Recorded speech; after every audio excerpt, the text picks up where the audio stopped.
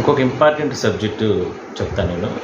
తిరుపతిలో గంగ జాతర ఎక్కువగా చాలా అద్భుతంగా నిర్వహిస్తారు. దాదాపుగా ఒక అంటే తిరుపతి పట్టణం అంటే ఇప్పుడు పల్లె, ఒక గ్రామంలాగా ఒకప్పుడు ఉండేది.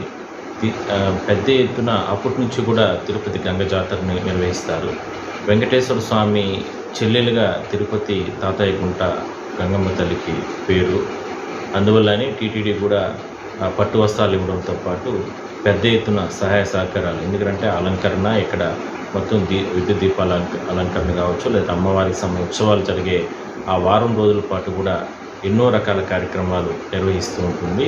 అయితే ఈసారి కూడా ప్రభుత్వం కావచ్చు, అదేవిధంగానే టీటీడీ స్థానిక ప్రజలందరూ కూడా సమన్వయం చేసుకుని అమ్మవారికి సంబంధించిన తాతయ్యగుంట అమ్మవారి ఆలయంలో ఈ వారం రోజుల పాటు కూడా అంటే ఈ జాతర నిర్వహించడానికి ఏర్పాట్లు చేయడం జరిగింది. నిన్న కూడా తిరుపతి ఎమ్మెల్యే అరణ్య శ్రీనివాసులు, అదేవిధంగానే పార్టీలు పక్కన పెట్టి పార్టీలకు అతీతంగా స్థానిక ముఖ్యమైన నాయకులందరూ కూడా ఒక కమిటీగా ఏర్పాటు చేసుకుని ఆ కమిటీలో ఇన్వాల్వ్మెంట్ చేసి అందరినీ కూడా అంటే ఒకటే ఉద్దేశం, ఇది ఊరు పండుగ కాబట్టి అది ఎంతో వైభవంగా నిర్వహించాలనేది అందరి కోరిక. ఆ రకంగానే ఏర్పాట్లు ప్రారంభం అయ్యాయి.